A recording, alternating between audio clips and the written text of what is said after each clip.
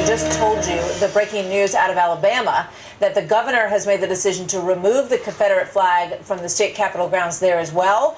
That is added to the list of South Carolina, where they're in a review process. But this is clearly part of a national conversation that is escalating right now. I want to bring in our panel and talk about this and more with Kevin Jackson, Executive Director of the Black Sphere, author of Race Pimping, the Multi-Trillion-Dollar Business of Liberalism, and he is also a radio talk show host. Jessica Ehrlich is an attorney and former Democratic congressional candidate. Welcome to both of you. Good to have you here. You know, this is on everybody's lips right now, Kevin, because it has a lot of larger implications here. And I wonder what your thoughts are from the Alabama governor and the South Carolina governor. Mississippi is considering this, as is Arkansas right now.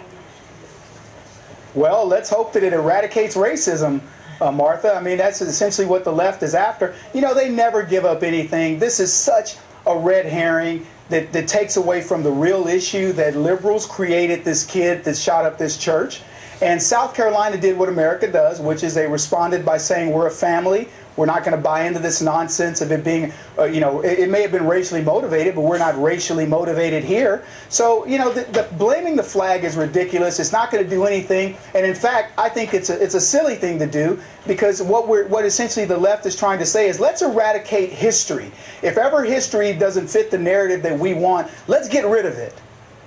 Interesting argument in terms of removing that from history, but a lot of people feel that the flags, Jeb Bush has said this, that they have a place in a museum, but that they shouldn't be flying on state capitol grounds. And here's Hillary Clinton speaking about this yesterday.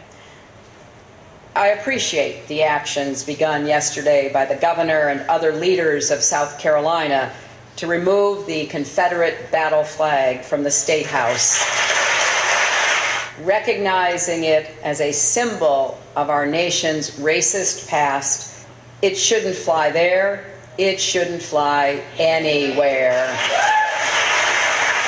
Jessica, what do you think?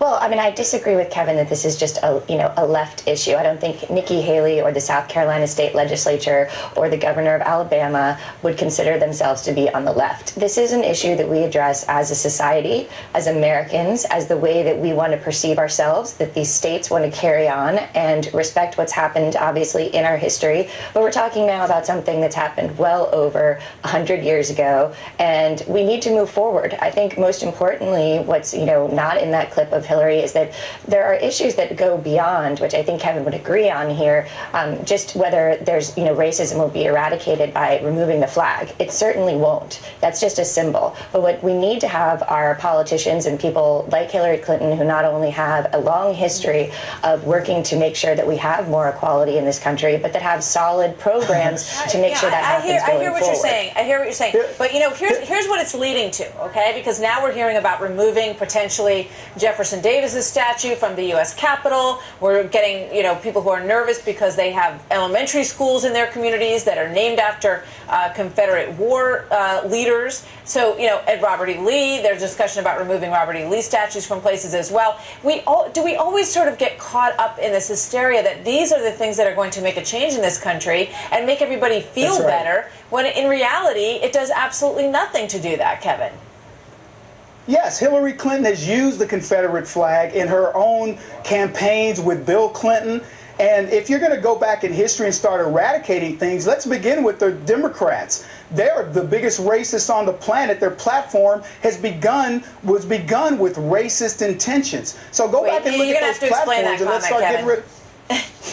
The Democrats' platforms were to get rid of the mongrel races, and it was anti-black, it was anti-Asian, it was anti-anything, and that had to do with non-white America. So if you're going to start getting rid and correcting things, how about we get rid of Woodrow Wilson's schools? How about we get rid of Franklin Delano Roosevelt, who put 2 racists on the Supreme Court? How about we get rid of LBJ, who's credited with civil rights legislation, and he's responsible for none of it. He just signed it. The larger point of what you're saying, I understand. You can go to the founding fathers, many of whom owned slaves. So, do you start removing their name from things as well, Jessica? At what point is it ridiculous?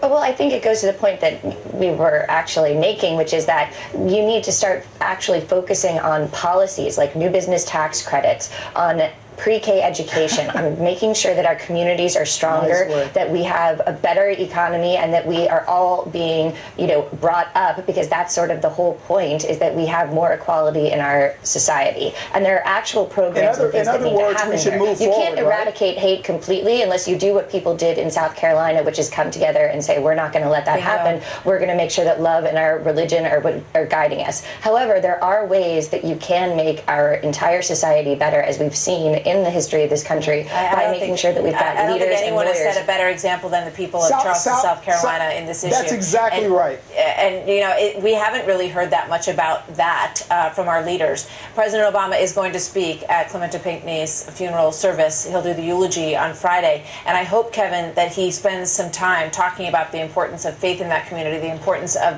what they did in pulling together, and, as Black people and white people together, really just talking about their city and how much they love it and how they're not going to give in to these forces of evil.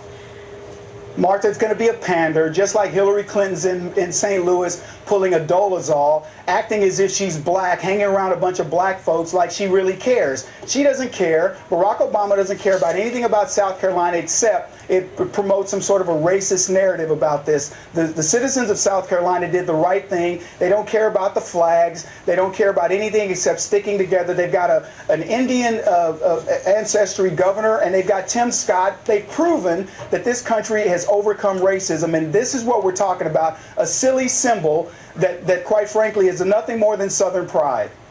All right. Interesting debate. Thank you very much, Kevin and Jessica. We'll see you next time. My pleasure.